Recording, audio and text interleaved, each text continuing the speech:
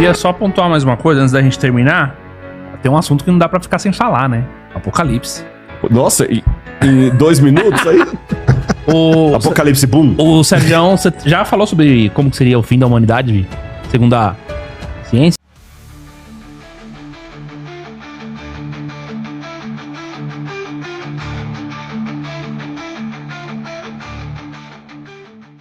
No vídeo de hoje, vamos viajar numa descoberta incrível sobre o desfecho do mundo e da humanidade. Claro, segundo as sábias opiniões de Rodrigo Silva, Sérgio Sacani e o entrevistador, acomode-se e venha junto comigo mergulhar nesse universo de conhecimento. Tenho certeza que ao final do vídeo você terá agregado um campo mais amplo de sabedoria sobre o assunto. Cara, o fim da humanidade a gente não sabe, né? O da Terra, provavelmente daqui 5 bilhões de anos. E do universo a gente não tem ideia. O universo, ele tem 4... O pessoal não fala de fim do universo, fala de destino do universo. Uhum. É o Big Freeze, que é o grande congelamento, que é a morte térmica do universo. O universo está em expansão e à medida que ele está expandindo... Lembra que eu falei que ele começou denso e quente? Ele está esfriando. Vai chegar uma hora que ele vai esfriar, congelar e acabou. Vai morrer. Big Freeze. Tem um que é o Big Rip, que é o grande arrebentamento. O universo vai expandindo, as coisas vão começar a se arrebentar, galáxia, planeta, até que o último átomo se arrebenta e acabou. Big Rip. Tem um que é o Big Bounce, que é o que o universo nunca teve início e nunca vai ter fim. Uhum. O universo ele expande até um certo ponto, volta até um certo ponto. Expande o Stephen Hawking... Esse aí é do Roger Penrose. Ah, tá. Esse aí do Big Bounce é do Roger Penrose. E tem o Big Crunch, que o universo está expandindo, ele vai parar uma hora e depois vai começar a se contrair tudo. Qual que é? Não sabemos qual vai ser, entendeu? Mas o pessoal trabalha com essas 4 hipóteses. Não, mas assim, ó, e aquela questão que a gente falou, por exemplo, pode ser guerra, pode ser desastre natural. Mas isso aí, mas aí pela ciência é difícil. Aí pela ciência não dá, mas aí pela... Você tem uma estimativa de que o desastre natural, ou o recurso natural, o esgotamento dos recursos... Porque desastres naturais, cara, se a gente volta na história do planeta... A gente já teve 5 grandes extinções em massa. E todas elas foram por coisa natural. Ou foi grandes vulcanismos, ou grandes impactos. Impacto hoje de algo grande é mais complicado. Vulcanismo, a gente tem 2 grandes vulcões aí, super vulcões, Yellowstone e Campo Flegrei lá na Itália. Se eles entram em erupção, o negócio fica complicado. Mas a gente tem um problema que aí é mais moderno, né? Que não entrava antes, que a gente chama da autodestruição. O ser humano intervindo e... O ser humano se acabando com ele mesmo, entendeu? Então a gente tá aí. Vai ter guerra nuclear? Não vai, entendeu? A gente tá sempre nessa linha aí, até o Trump assumir, né? Até o Trump assumir, a gente tá nessa... Tem o quê? 10 dias pra definir isso aí, entendeu? Dá medo pra caramba, cara. Você não sabe o que acontece e pode ser um fim, pode ser ligado a isso. Um fim ligado à mudança climática, que nós estamos ferrando o planeta, tal, não sei o quê. Eu ainda tenho uma pequena, muito pequena esperança na humanidade. Tá. Que na hora que a água bater ali na bunda e não for muito tarde, aí todo mundo se une e vamos salvar, entendeu? Mas não sei se todo mundo tem tanta esperança assim e nem quem manda em tudo se um confia no outro, né? Mas a autodestruição, mas aí não acaba com o planeta, né? Acaba com a humanidade. É. E também não vai acabar com todo mundo, vai sobrar uma meia dúzia aí. Isso aí com certeza vai. Mas uma guerra nuclear... Uma guerra nuclear é muito perigosa, né? Só quem comprar o bunker. Só quem tiver seu bunker. Quem tiver bunker, aí vai. Aí nós vamos viver depois num mundo pós-apocalíptico. Como é que chama aquele das motocas? Ou Mad Max, né? Ou Mad Max, ou Day After. Aí mesmo tem uma série de filmes pós-apocalípticos. Fallout agora, né? Que tá famoso, né? Que é baseado no jogo lá, mas a série, né? Fallout, ela mostra um mundo pós-apocalíptico. É um negócio... Então assim, cara, como que vai ser? Doenças você acha que não? Doença, cara? Cara, doença, eu acho que doença é mais difícil, entendeu? Embora possa ter outras pandemias aí, mas eu acho que nós estamos hoje num nível de desenvolvimento científico e a Covid mostrou isso, entendeu? Da velocidade que foi da gente fazer vacina, foi muito rápido, cara. Foi muito rápido. Muito rápido. Entendeu? Foi muito rápido. Ah, porque não testou de cara. Não tinha tempo de testar, galera. Entendeu? Era aquilo pra salvar uma galera ou ia morrer, sei lá, 10 vezes mais do que morreu. Entendeu? E conseguiram segurar. querendo ou não, você gostando ou não, a vacina segurou. E aí tem um desenvolvimento tecnológico, né? Então nós estamos hoje num nível que se surgir uma outra pandemia, vai ser problema, mas aí nós temos a tecnologia ao nosso favor, pelo menos nesse ponto hoje, né? Então desse lado é isso aí. Bom, isso aí. Qual vai ser o apocalipse de tudo? Sei lá. Eu acho triste porque o que tá apontando mais é uma autodestruição. E isso é triste pra caramba. Infelizmente. Isso é triste. Biblicamente, Deus fez um bom trabalho, porque o organismo humano está sobrevivendo até hoje.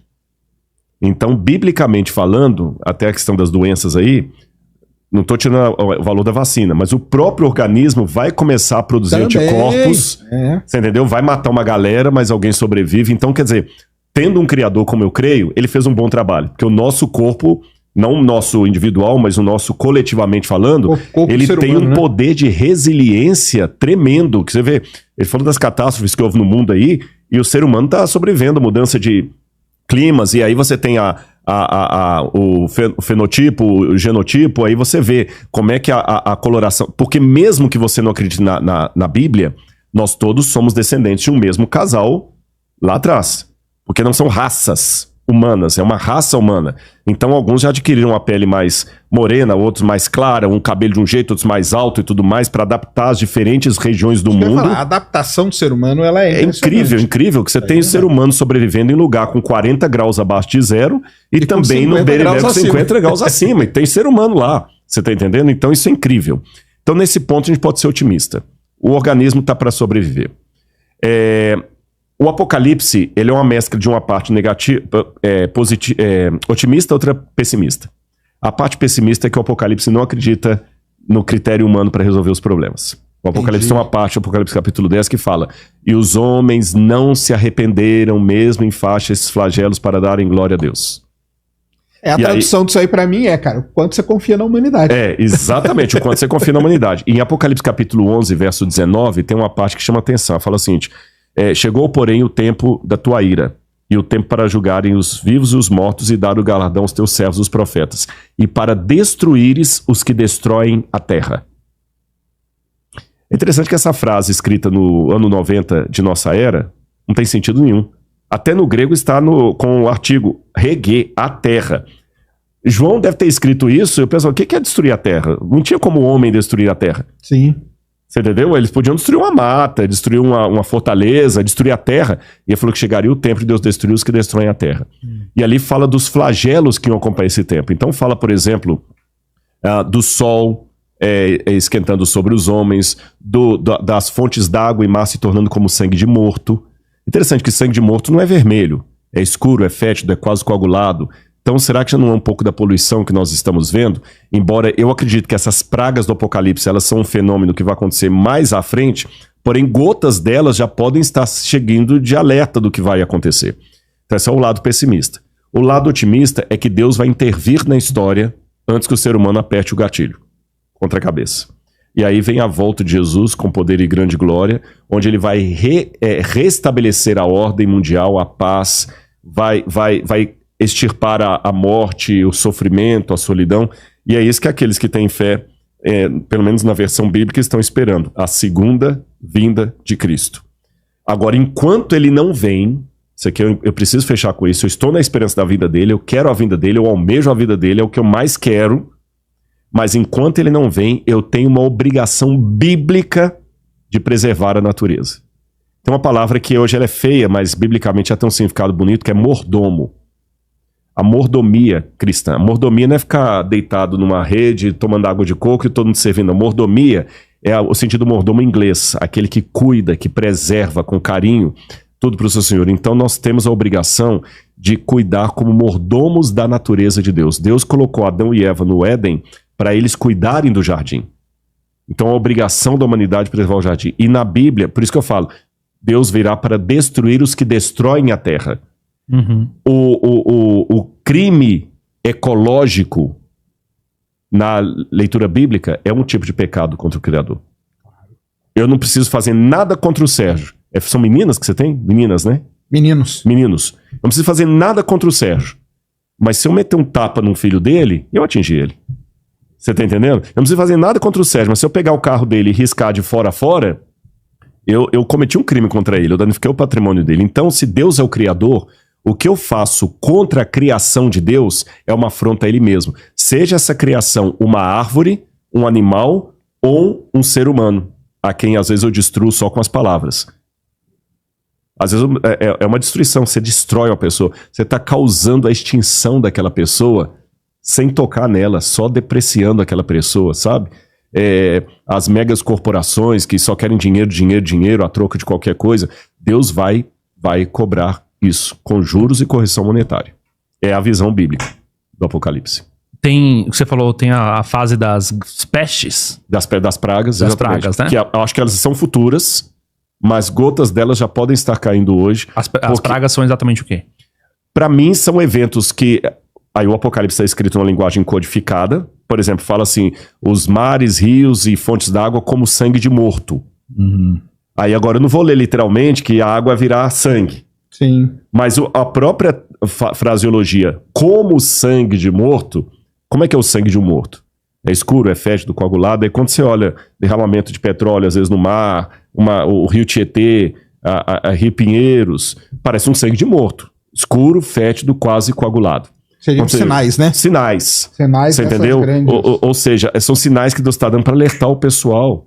Gente, acorda, eu tô voltando. Guerra não, né? Guerra também. Guerra. Só que tem uma coisa, em 1 minuto eu vou falar isso aqui para não ser muito prolongado. Eu vou fazer uma pergunta que se eu fosse o Sérgio, eu faria, viu, Sérgio? Guerra sempre teve no mundo. Uhum. Fome sempre teve no mundo. Terremoto sempre teve. A Bíblia não fala de vulcão, mas se falasse também vulcão sempre teve. E que sentido guerra, essas coisas são sinais do fim? Se isso sempre teve. O Apocalipse não fala em guerra, hora nenhuma. Fala. Fala. Mas com uma diferença. Tanto o Apocalipse como os sinais que Jesus dá da volta dele, ele fala de eventos mundiais. Aí eu tô voltando àquela pergunta que você fez. Por exemplo, a marca da besta não é algo regional. Diz que toda a terra será envolvida de uma maneira que ninguém vai poder comprar ou vender senão quem tem a marca da besta ou o número do seu nome. Você tá entendendo? Então, a volta de Jesus vai ser um evento que vai contabilizar o mundo inteiro. O anticristo vai ser um governo de mundo inteiro. Aí, curiosamente falando, do Covid para trás, eu não tinha nenhum evento literalmente histórico, a não ser o dilúvio para quem acredita como eu, que eu pudesse apontar um evento mundial. A Primeira Guerra Mundial não foi mundial. Ela é simbolicamente mundial. Concorda comigo? Segunda Guerra Mundial não foi mundial. A Angola não participou. Sim, não. O Afeganistão não participou. A gente chama... As grandes epidemias que houve no mundo, a gripe suína, a peste negra, não foram mundiais. Agora, desde o Covid para cá, pela primeira vez na história, estamos desenhando quadros que antes eram regionais e agora são mundiais. E o Covid mostrou isso. O palestino usou máscara, o israelense também. O iraquiano usou máscara, o iraniano também. Quem votou em Bolsonaro usou máscara, quem votou em Lula usou máscara. Quem votou em Ciro Gomes usou máscara. Quem é atleticano usa, quem cruzeirense usa, quem é ateu usa, quem é cristão usa. Todo mundo teve que usar. O mundo inteiro. Primeiro evento da história, desde Noé, que foi mundial. E a partir de lá pra cá, isso me chama atenção, galera, sem sensacionalismo. Não tô dando data pra volta de Jesus, não. Que a partir de agora... Todos os eventos mundiais de grande proporção são realmente globais. Por exemplo, a economia ela vai de alguma forma ter que unificar, senão ela vai colapsar. O headset não é um mito, não é teoria da conspiração. A bolsa de valores não dá mais conta do mercado, as previdências não dão mais conta, o mundo vai quebrar. Vai ter que ter uma economia mundial. Tá bom? O dinheiro virtual já está aí. A internet ela vai ter que ter uma regulamentação mundial. A inteligência artificial vai ter que ter uma regulamentação mundial. Tá certo? Não é uma questão de mas o Lula não vai aceitar isso, mas o Trump não vai... Não é questão de aceitar. Tem que ser. É igual máscara. Eu odiava usar máscara. Não tinha que usar. Você tá entendendo? Vai ter que ser. Tráfico de drogas, armas e a ecologia. Então o mundo está caminhando para uma unificação global. E se houver uma guerra hoje, essa vai ser a primeira guerra mundial. Que as outras não foram. E aí eu já vejo um desenho do Apocalipse mais presente do que eu poderia ver na época de Hitler, de Napoleão, de Mao Tse Tung ou de qualquer outro do passado. Ou seja, o Apocalipse, ainda que eu não creia, é um quadro possível. Interessantíssimo. Ainda que eu não creia, é um quadro possível. Muito obrigado. Chegamos ao final desse excelente episódio. Obrigado, Rodrigo Silva. Obrigado a vocês. Obrigado a você, Sacani, mais uma vez. Espero que todo mundo tenha gostado aí, né? Afinal de contas, tivemos muitos assuntos. Galera que tá aqui, né, nos comentários, participou da nossa enquete, 77% votou que teve dilúvio. Aí, Sérgio, perdeu. Dancei nessa aí. Não, mas tudo bem que os ateus são minoria, ele falou. Os ateus são minoria. A minoria. Não, mas Sérgio, você sabe que, por exemplo, é um prazer falar com você, cara. E eu agradeço ao Júnior que me deu essa oportunidade. Nós vamos fazer um episódio lá no Museu do Rodrigo pra mostrar. Fica atento nas minhas redes sociais, a gente vai anunciar. Isso, fique atento aí que nós vamos anunciar, vai ser um episódio muito legal, e depois nós vamos lá pro Piauí, lá, levar o Rodrigo lá, depois, que manja de arqueologia, pra gente ver Israel. os desenhos lá. Obrigadão pelo livro aí. Só coisa boa esse episódio hoje, hein? Sensacional, cara. Muito bom. Tá bom, obrigado, gente, a você de casa também que acompanhou com a gente. Pro pessoal que quiser comprar seus livros, tudo no link da bio, lá do perfil do Instagram. Pode colocar no link lá, ou da Casa Publicadora Brasileira, se colocar Casa Publicadora Brasileira no internet lá, vai aparecer o site, aí você pode pegar o Descobertas da Fé. Casa e o da Madalena tá lá também. Da Madalena no Amazon.com, que é da editora Planeta. Olha aí, ó, Amazon. Aí no Amazon tem tudo também, tem o Ceticismo da Fé. Colocar no Amazon Rodrigo Silva lá, acho que vai aparecer nos livros lá. Não leia Dan Brown, vai ler lá a história da Maria Madalena. Gente, deixando bem claro uma coisa, que eu sei que tem uma galera que tá... Rodrigo fica criticando a Igreja Católica. Eu tô falando de uma situação de um jornalista que falou lá, claro. E lembra que nessa live aqui eu defendi a igreja em vários pontos aqui também, lógico, tá bom? Não é que eu tô com mimimi não, mas que tem gente que pega recorte aí, distorce tudo. Enfim. E a Madalena? Mary Magdalene. Sabe que eu escrevi um livro sobre Maria Madalena? Aí. Eu escrevi pela editora Planeta, Maria Madalena, Verdadeira História. A Maria Madalena é uma história incrível dela. Não vai dar tempo, que o nosso tempo já está quase esgotando aqui. Ela não foi amante de Jesus, nem esposa de Jesus. Isso foram os evangelhos apócrifos que criaram. Nem era prostituta. Isso foi uma criação papal do V século. Nossa, agora fugiu. Lembro o nome dele. Na verdade, tudo indica que a Maria Madalena, ela foi abusada sexualmente por alguém familiar. E aí ela realmente estava numa vida de adultério, mas temos que explicar essa palavra adultério, que tem toda uma questão psicológica. Quando a mulher é abusada, ela às vezes acaba cedendo 1, 2, 3 vezes por motivos que não a tornam, quero deixar isso bem claro, uma devassa. Sabe aquelas meninas que... A gente viu o caso do João de Deus aí, por exemplo, que... Quantas meninas, né? Ele impressionava. Por que você não declarou? Quantas vezes acontece um caso que quando uma declara, aí começa a aparecer outra, ela fica calada e tudo. E toda a análise psicobiográfica. Psicobiografia é uma análise que você faz da história com a psicologia. A junção de áreas aí. Legal demais. Demonstra nela comportamentos de quem foi abusada. E ela se tornou uma discípula de Jesus. Jesus a enalteceu, deu a ela uma situação assim elevada, por exemplo. Tem uma parte na Bíblia que fala que Maria ficava prendendo aos pés de Jesus. Olha a expressão idiomática. Tanto é que Marta falou assim, Senhor, manda Maria me ajudar.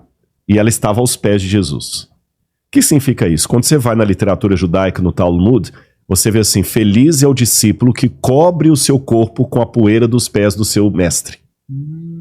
E tinha entre os judeus, assim, o rabino estava ensinando aqui, ele tinha os discípulos dele. E aquele discípulo principal, que tinha mais atenção, que prestava atenção, o que senta na frente, sim, e não é da galera do fundão lá, ele fala assim, fica aqui, você fica nos meus pés, porque você vai anotar tudo que eu tô falando. Então aquele discípulo é o que anotava o que o mestre falava. Paulo de Tarso é descrito como aquele que aprendia aos pés de Gamaliel. Então quando a Bíblia fala que Maria Madalena é aquela que ficava aos pés de Jesus, ela era oficialmente uma discípula de Cristo. Numa época em que as mulheres não eram normalmente alunas de rabinos. Então Jesus quebrou o establishment, colocando uma mulher como discípula dele. E foi a primeira vez Jesus ressuscitado. Se alguém quiser, eu vou fazer um merchanzinho aqui, viu? Pode ver lá, Maria Madalena, Verdadeira História, editora Planeta. Legal. Saiu quando esse? Saiu ano passado agora, foi em novembro, se eu não me engano. Aí, novinho. Então, novinho. Porque o que acontece, né, até pra explicar por que isso, por que cria confusão. Porque veio o famoso código da Vinci, né? Dan Brown. E ferrou toda a história, né? Pra vocês deve ter sido terrível, né? E tem muita gente, teve uma professora de Harvard, a doutora King, que ela seguindo uma linha feminista, ela queria provar que Maria Madalena era, e aí apareceu um escrito copta pra ela lá, e lá tava aparecendo que Jesus tinha Maria Madalena como sua esposa. Que até hoje não tem nenhuma prova disso também não, tá? O evangelho que fala que Jesus beijava Maria, fala assim, Jesus beijava Maria não fala onde, é o evangelho de Filipe, que é esse evangelho apócrifo do ano 250. O texto tá rasurado. Aí o Dan Brown virou a lacuna. coloca, beijava na sua boca. Aí virou a você pode ver lacuna em que a qualquer galera lugar, precisa. né? Também vai rasurar bem a palavra, né? Aí pode beber onde quiser. Sim. Então, mesmo nos evangelhos apócrifos, não é em conteste a ideia de que Jesus tinha um caso com Maria Madalena. Os evangelhos apócrifos não tinham isso. Eles colocam Maria numa uma união mística com Cristo no éon superior, que eu precisaria de mais tempo para explicar. Mas a doutora King, lá de Harvard, ela recebeu isso e no afã, ela publicou um artigo científico. E além de publicar, porque é um professor de Harvard, que também no mundo científico acontece isso. Às vezes, nos pareceristas ali, sabe, no peer review, o cara de Harvard, às vezes o camarada dá uma lida e passa. Claro, nem lê. Nem lê. Acontece isso. Você entendeu? Aí ela publicou o artigo. E aí começou o pessoal a cair matando. E o sensacionalismo, a National Geographic publicou Evangelho da Esposa de Jesus. Nossa. Fragmento, prova. Aí entra aquele negócio que o Sérgio falou até da água na terra lá Sim. né, que tem mais água na terra, né? É, isso mesmo. Então, aí, até que depois, o pessoal especializado em copta falou, aqui tá errado, esse copta tá estranho, essa gramática, não é assim que escreve em copta. Ela mesmo assim foi e publicou. Depois desmentiram que o papiro era forjado. Nossa. Era uma falsa... Aí foi uma vergonha. Mas ela... Tiraram um artigo científico, ela se retratou. Uhum. Mas pra você ver, o sensacionalismo né? existe em todo lugar. Então, uma professora de Harvard não está isenta também de ter um equívoco assim no entusiasmo. É um perigo, eu também não vou falar que eu estou imune a ele, todos nós, você entendeu? Às vezes você fica empolgado com uma coisa e vai um pouquinho além da evidência. Mas eu tô falando do Dan Brown, porque como fez muito sucesso... Foi, o Código da Vinci. Tem muita gente que acha que aquilo lá é tudo ficção, viu, galera? Pra vocês terem uma ideia, aquilo lá é ficção. Não é aquela história. E cheio de erro. Não, tinha mais uma outra coisa do filme que agora eu não tô lembrando. Não, porque tem um momento ali onde ele encontra lá com o outro e eles vão explicar tudo, né? Aí eles começam a explicar. Você sabe no começo, tem eu ouvi isso em Portugal, de um jornalista em Portugal. Tem algumas coisas no Dan Brown que eu não explicava até ouvir a explicação desse jornalista de Portugal. É o seguinte, o Dan Brown tem muitos erros históricos. Ele põe a fundação de Paris numa época que não é. Ele coloca a fundação lá do grupo dos Templários. Tem muitos erros históricos crassos. É como se eu chegasse aqui agora e colocasse o Padre Lamaitre no século XIX. Porque em 1801, o Padre Lamaitre, sabe, mas erros dessa categoria. A impressão que passa é que o livro foi escrito às pressas e sem uma revisão, porque mesmo sendo um romance, você tem que... Lógico, Eu posso criar um romance sobre Einstein, Lamaitre e tudo mais, mas eu não posso tirá-los dos anos 1950, 1930, naquela época ali. Você entendeu? Eu não posso tirar Einstein dessa época e botar Einstein no século XIX ou XVII. Ele nasceu, né? Não pode. Mas ele comete erros muito grandes. Aí, gente, por que, gente? Ele coloca Mona Lisa como sendo Isis, faz uma coisa, ele pega o egípcio não diz aquilo e tal. Aí alguém lá me explicou. Que interessante que o livro do Dan Brown foi publicado nos Estados Unidos pela mesma editora que publica muitos livros católicos. A Doubleday. Entendi. Agora é estranho que uma editora que tem o maior cliente, a Igreja Católica, que escreve livros de teologia, vai escrever um livro que vai colocar em questionamento. Se alguém me detonar aqui, eu estou apenas dizendo o que esse jornalista falou. Pode falar aqui, Tá não bom? tem problema não. Não, porque o pessoal fala, tá atacando a Igreja Católica. Não tô atacando a Igreja Católica, eu tô falando o que o livro falou que a Doubleday fez. Nessa época, tava tendo muito aqueles problemas das crianças que estavam sendo... Sim. E o mundo tava caindo, matando em cima daquilo ali, cobrando uma postura, e o pessoal caindo matando. Então a Doubleday pegou e contratou o Dan Brown, fez aquele livro às pressas, que aí agora todo mundo que estava preocupado com aquela questão das crianças... Muda o foco, né? Muda o foco, como agora muitos cristãos conservadores começaram agora a querer refutar o Dan Brown. E aí você usa um escândalo para abafar outro escândalo. Claro. Não posso provar isso. Eu ouvi de um jornalista em Portugal na época, mas ele foi a explicação mais lógica que eu recebi até agora, porque que uma editora, Doubleday, que publica livros religiosos de teólogos católicos, vai publicar um livro que é contra a igreja. Você tá entendendo? Então não faz sentido. Mas, não sei. Mas que realmente é uma grande... uma obra de romance mal escrita e mal pesquisada, e isso eu afirmo que é. Rodrigo Silva já me presenteou. E o livro Descobertas da Fé e o do livro da Maria Madalena. Maria Madalena, depois eu vou mandar pra vocês um pra cada. Perfeito. Legal. Só Eu quero ler esse Tá aqui bom? eu vou ler Gente. todo dia, Maria Madalena também. Muito obrigado. Né? Agradeço ao Rodrigo Silva, agradeço Valeu. ao Sacani. A gente tá aí, hoje é só quarta-feira, beleza? Então assista os outros episódios do Redcast. Estou indo lá para o Ciência Sem Fim. Hoje tem um episódio especial. Vou contar a história para vocês do telescópio espacial Hubble, hein, galera? Olha só, Vai ser maneiro. sensacional. Contar tudo. O Sérgio tá indo pra lá agora, né? Fica Pra aí ver já a cidade. o convite pra, no dia que puder falar mais sobre o Apocalipse, né? Vamos voltar aí. Aí a gente começa no Apocalipse. Aí a gente começa falando do Apocalipse. Começa pelo fim. Porque Isso, esses assuntos de, enfim, governo global, querendo ou não, a Primeira Guerra Mundial e etc. Se tiver esse lado bíblico, é uma coisa que a gente não tratou ainda aqui no... Sem teoria da conspiração. Sem teoria da conspiração. A teoria da conspiração a gente já trouxe. Valeu. Valeu, galera. Abraço.